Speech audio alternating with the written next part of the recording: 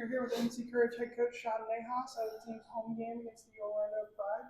Sean, you guys are back at home for the first time. I think it's pretty close to a month for a game. Just how's it feeling around the team heading into this weekend?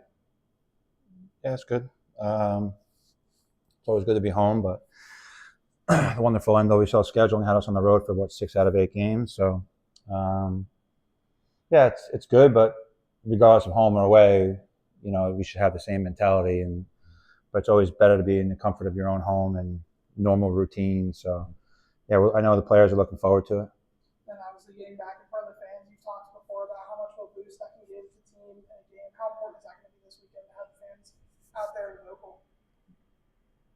Yeah, anytime you can have any type of support from your home crowd, I think it gives you that extra lift, that extra energy, and obviously playing against Orlando is coming in unbeaten.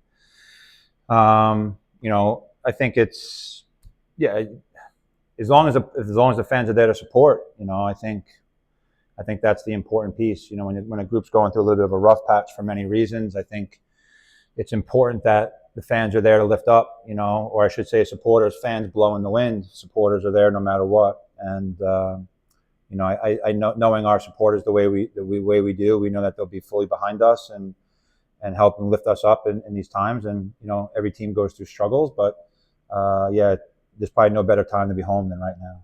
Thanks. On a related note, this is the Juneteenth game for the club this week. Wanted to ask about the importance of celebrating Black Pride, Black History here in North Carolina. With the history of North Carolina and the country as a whole, I think anytime you can use this platform to show support behind the community, I think is really important. I think I know it's not easy at times. You hear all the stories, but I know how important it is. Just like just like Pride Month, and these types of things are so important that it gives certain communities a sense of belonging, and I think that's what is most important. Especially in moments where maybe it hasn't been easy, right? And I think anytime you can do that and everyone's fully behind it, and they believe it and they believe in it, and they're not doing it just because it's the day. But this is how I look at it. I don't think it should be a one-day thing. I think it should always be, whether it's like I said, Pride Month or Juneteenth, I think it should be an everyday thing. It's not something that should just be a one-off. And I think the fact that we have to set it up as a one-off shows that we haven't done our job in making sure we include certain communities the right way. And if it's a start, it's a start, but it's got to go from one day to every day. And I think that's what they're fighting for. And probably not the right way to say it, but it's what they want and what they deserve. And I'm more than happy to put that support in no matter what.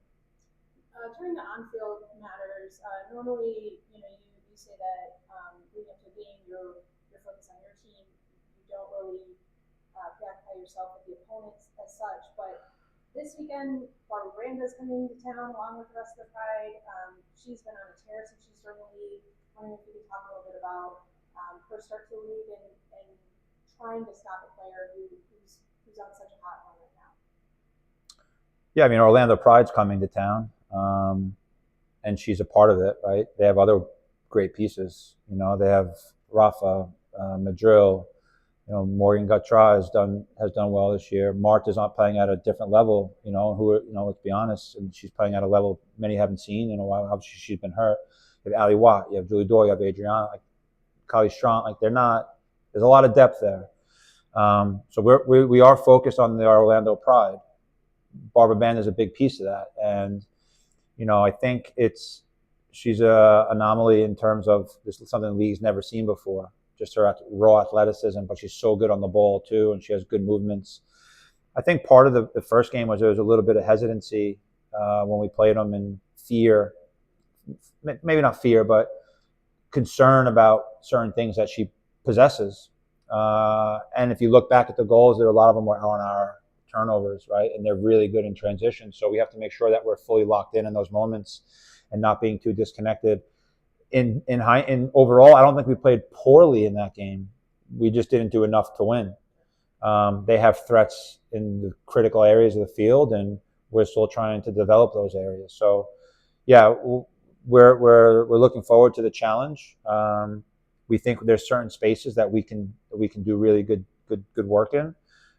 But then once we're in those spaces, what are the decisions that we're making so that we don't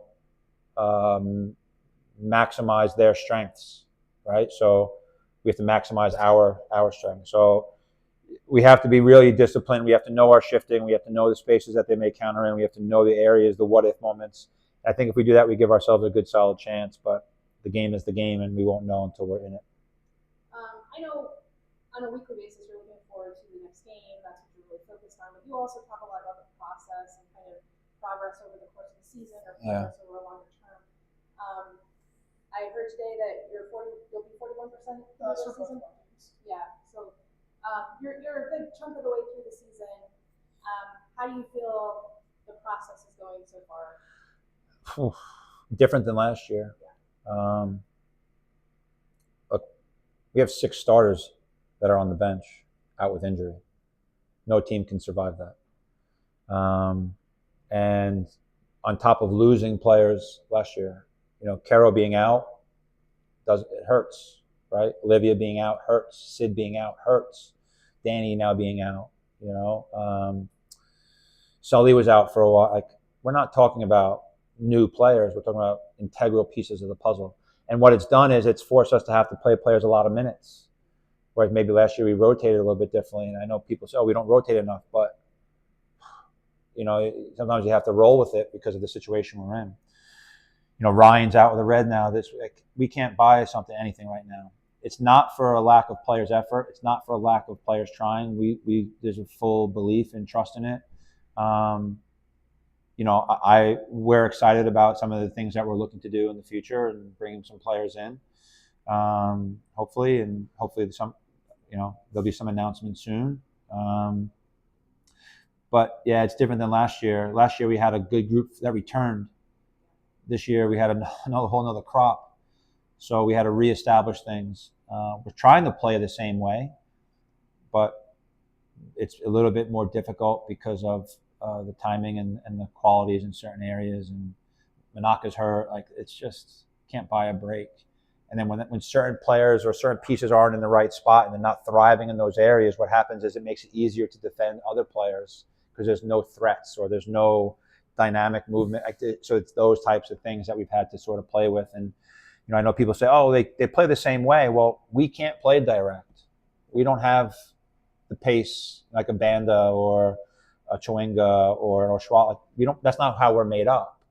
So we have to stick with the process and trust it. And then eventually, once everyone's healthy and we can play home a little bit, I think you'll start to see the fruits of the labor. But we've had a great session, and you can see they're trying, but it's definitely different this year. It's frustrating, but it's not for any fault. It's just we haven't gotten the breaks that maybe we've had in the past. You mentioned Caroline. I know she's doing some work and training. How's her progress? Yeah, great. She got back into some light possession today on unoccupied possession, and that's usually the first step for something good. She's been getting the rust off, obviously, and getting used to and getting this whole process now is about the mental side and having her believe in the knee again and the recovery process. So her numbers have been good. Her fitness levels are off the charts. It's really just a matter of the normal routine. As I said from day one, she's not a player I'm going to rush back. I didn't rush back Mary. I don't rush back anyone when it comes to these things. But she's on a good trajectory right now for sure. Last one for me, wanted to ask you about Kelly Kurtz. Obviously, she has been having another strong season so far. Broke the consecutive minutes record. She continues to be an integral member of the team, and seems to be like kind of a linchpin in this squad. Yeah, I mean, she's critical. Something happens to a KK, it's not good. Her value to the group within training, off the field, her story. We've all talked about her story. I think that's important for players to know as well.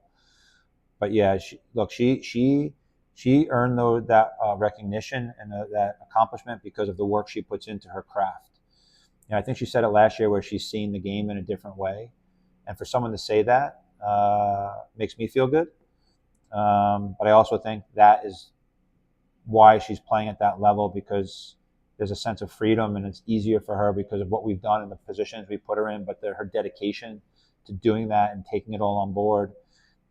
She's a warrior. She plays through things that a lot of players would say I can't play. She leads by example. I have so much respect for her on and off the field, and she's an integral piece of who we are and what we do. So I'm proud of her. I love the kid to death, and she has her quirky moments, but that's what makes KK who she is, and we love her for it. But she's earned that. Yeah, hope it's celebrated, because I think it's not easy to do in this league. Not easy to do. Anything from Zoom?